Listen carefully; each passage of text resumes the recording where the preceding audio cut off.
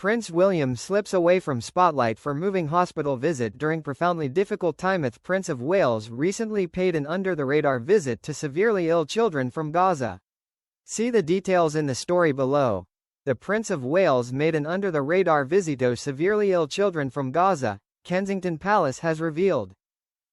The future king, 43, met with a number of children and families in line with the NHS's humanitarian mission to provide urgent care to severely ill children from Gaza due to the collapsing healthcare system there. A Kensington Palace spokesperson said. Recently, His Royal Highness the Prince of Wales met a small number of children from Gaza who are currently receiving specialist care in the UK. The Prince wished to offer a moment of comfort to these young people who have endured experiences no child should ever face. The Prince was also able to offer his heartfelt gratitude to the NHS teams providing exceptional care during such a profoundly difficult time. His Royal Highness was moved by the courage shown by the children and their families and by the dedication of the team who are supporting them with such professionalism and humanity.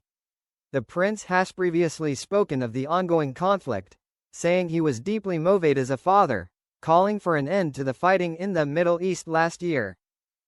William paid tribute to humanitarian workers last month during a visit to Gunnersbury Park, West London.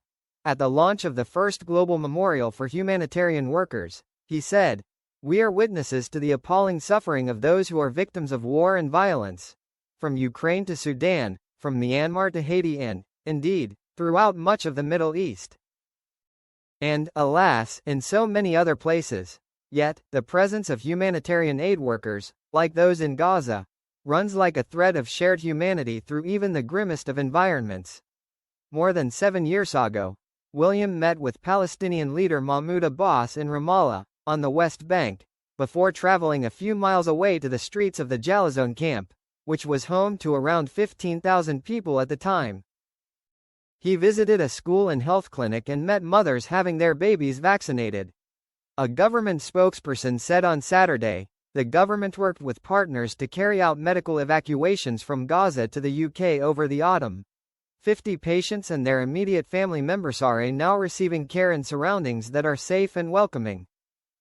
Following the ceasefire, now is the time to scale up aid and ensure much-needed medicines and medical supplies are getting into Gaza, so that families can access the healthcare they need. We stand ready to continue to provide health-related support to the people of Gaza.